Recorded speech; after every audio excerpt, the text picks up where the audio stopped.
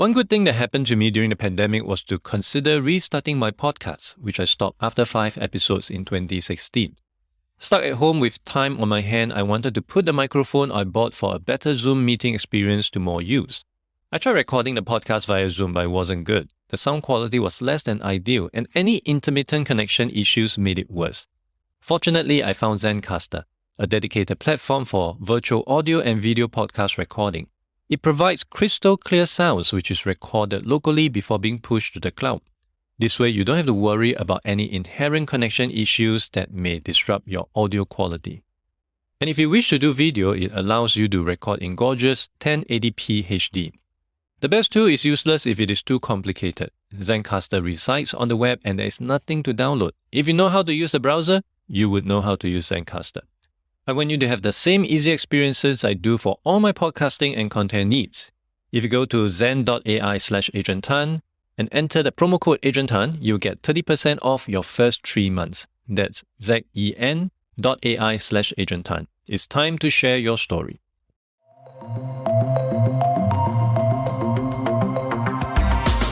Data security is a process of protecting corporate data and preventing data loss through unauthorized access. This includes protecting your data from attacks that can encrypt or destroy data such as ransomware, as well as attacks that can modify or corrupt your data.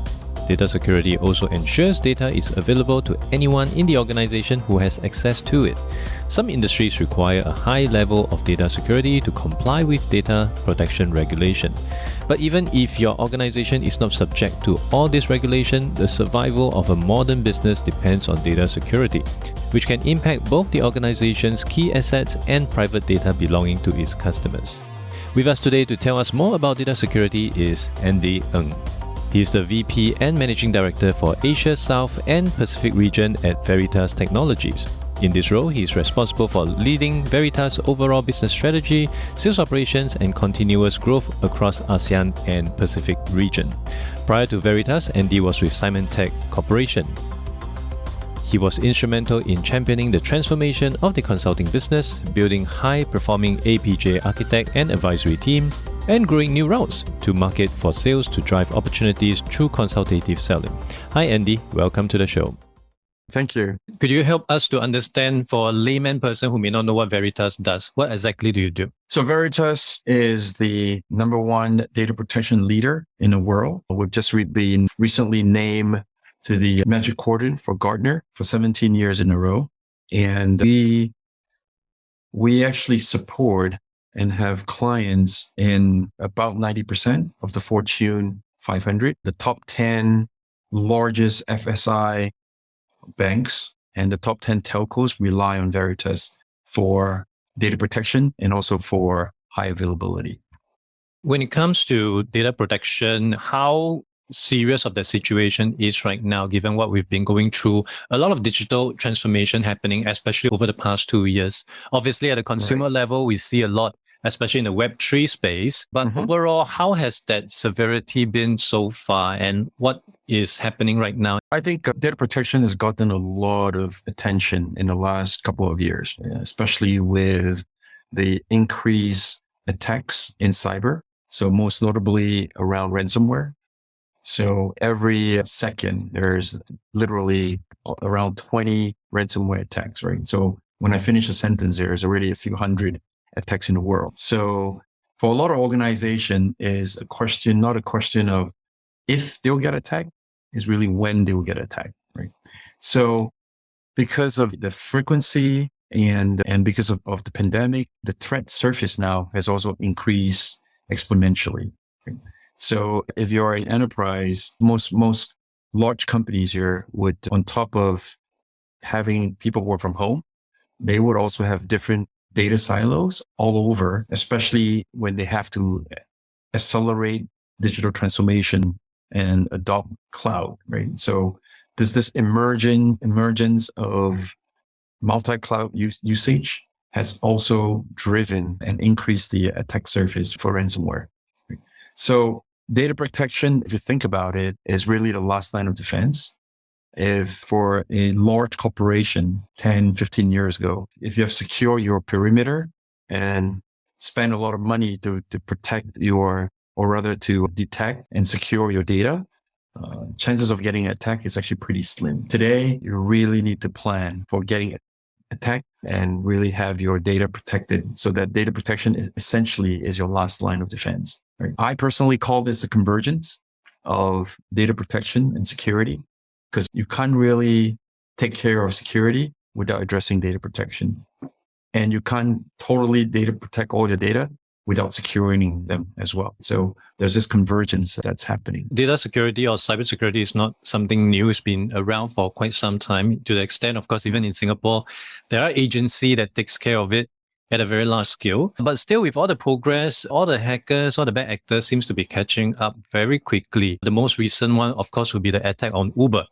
There's a particular term, maybe you can share more on that, on how they use a psychological trick to basically gain in access to one individual. So when it comes to things like this, and of course, the weakest link will always be the person that's most unprepared. What can companies learn from this episode, and how can they prevent such things from happening? Because despite all your investment in the latest hardware, software, the individuals most likely will be the weakest. You're absolutely right. Whether it's Uber, whether an innocent consumer, or even the systems administrator of a very large bank, the weakest link is always the user. Right? So the only advice I'll give here is education and awareness.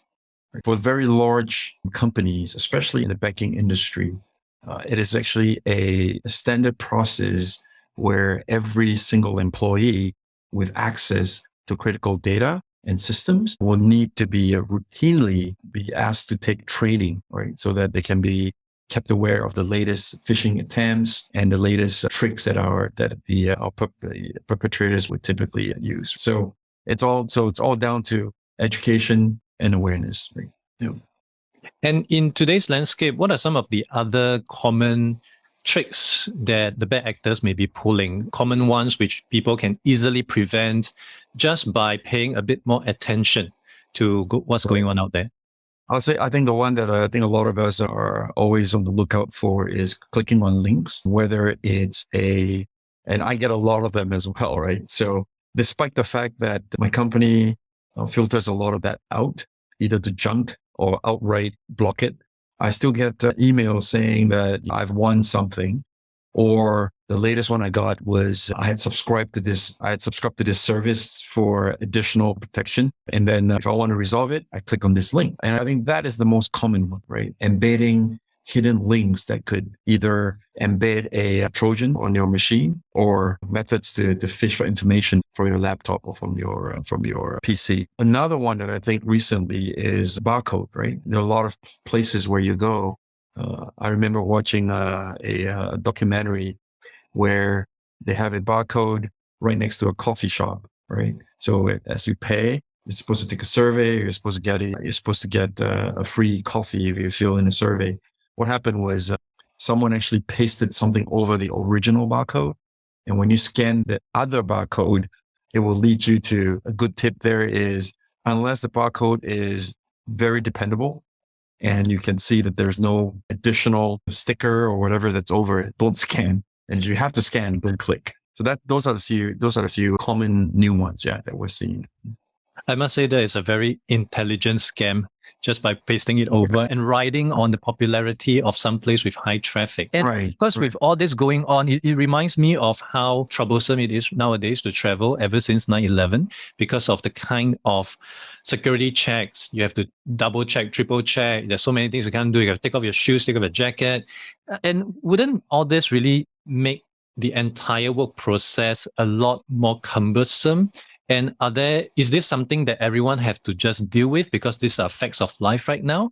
Or are there means and ways for us to continue to be as productive and seamless as possible, especially in this collaboration where there's a lot of remote work going on? Not all your colleagues will be at your desk. You have to deal with some other countries. How can companies resolve this and to really be, at the end of the day, just create that outcome and be productive? That's it's a hotly debated topic right now. And depending on the industry, there are companies that have advocated hybrid work, for example, and have mandated it, because without which you won't be able to attract employees, because employees after 2.5 years have grown accustomed to this hybrid work. But then on the other spectrum, there are also companies who are mandating that people come into work. And it's in some of these industries, I think you probably heard about this as well. Elon Musk is a big proponent of having people work from actually be at work.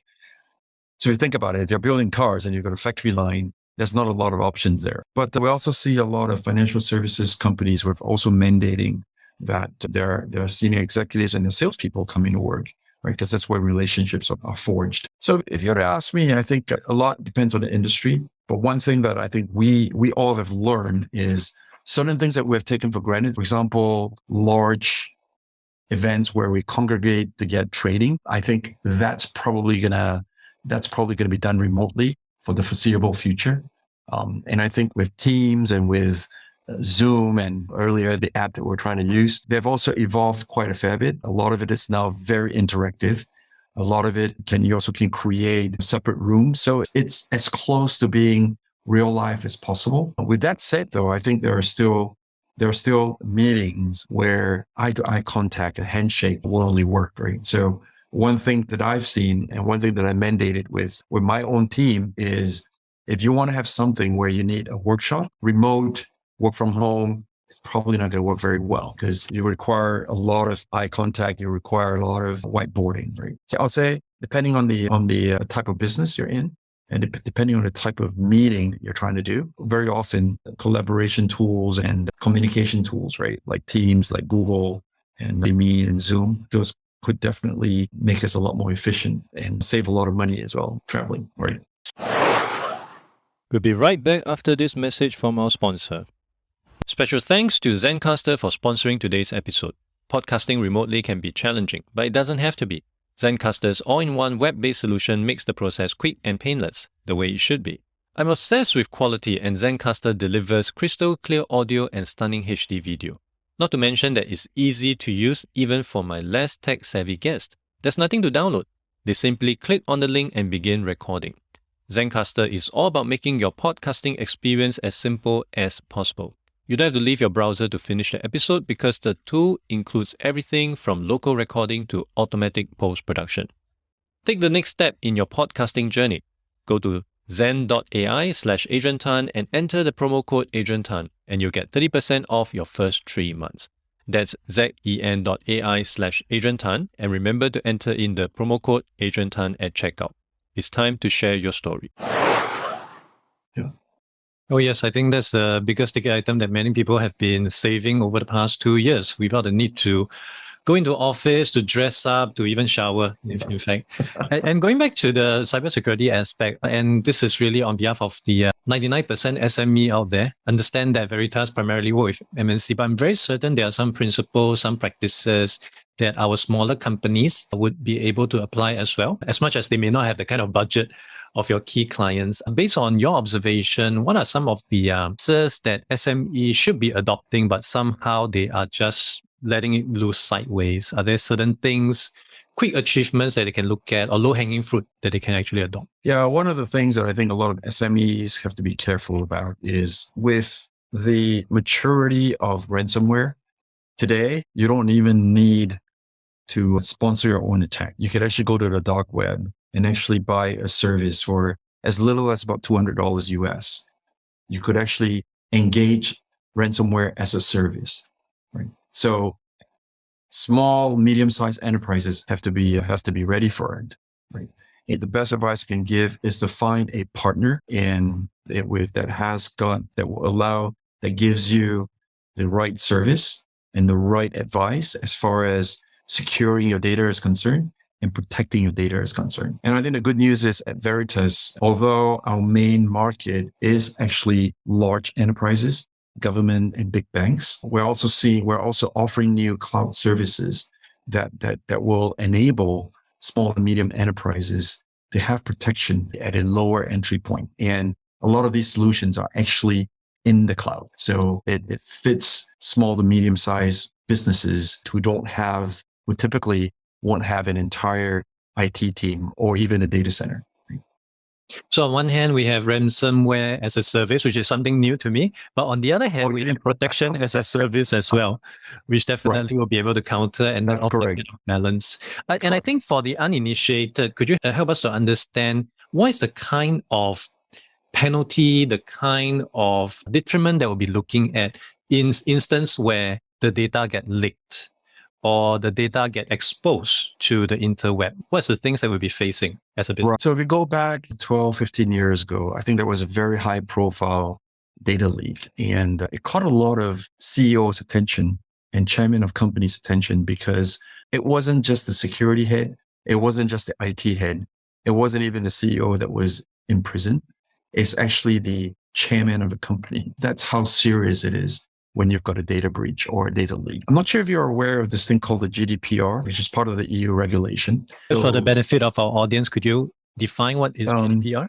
Yeah, so it's the General Data Protection Regulation. All right, it's a EU law that was passed in 2018. So the penalty for a company could be up to 2% of their global revenue, right? So if you think about it, it's very serious. It's very serious. And it doesn't only cover countries that are in the EU. It covers any business that does it covers any business in any country that has customers in the EU. So for that matter, a Singapore Airlines will be subjected to the GDPR regulation. So if you've actually gone online and booked a ticket, you would have seen that you would have to make an additional declaration that you're willing to share your data, right? That's an extra step that is in the Singapore Airlines website, because obviously Singapore Airlines would have a lot of EU customers, and hence they will be subjected to GDPR fines if they are found to have leaked data. And in this case, it's privacy, not so much a data leak, but it's around privacy. So penalty is indeed huge. But hearing what you said, if I'm a domestic player and I have no customers, no suppliers, no contacts in the EU side, does that mean I can flaunt the law in Singapore? Can I just not care and disregard cybersecurity? So in Singapore, we've also got the Data Protection Act. As I think a good example, in the last few years, you would have seen that instead of putting your IC when you're registering for service, they typically will only ask for your last 4 or 5 numbers. Right. Whereas in the past, you actually have you spell out your full name, you spell out your whole IC. You may even leave it at the security counter. So the keyword in the industry is personal. It's PIA, right? PII, sorry. So it's personal identifiable information. So by in itself, a string of numbers means nothing. But once you link an IC to a name, then it becomes PII, right? And the GDPR has got very strict and defined rules around PII, right? So you need to give consent before any company can actually have that information or keep that information. If not, they would have to purge it, right? It means they need to delete it. They can't keep it. Yeah.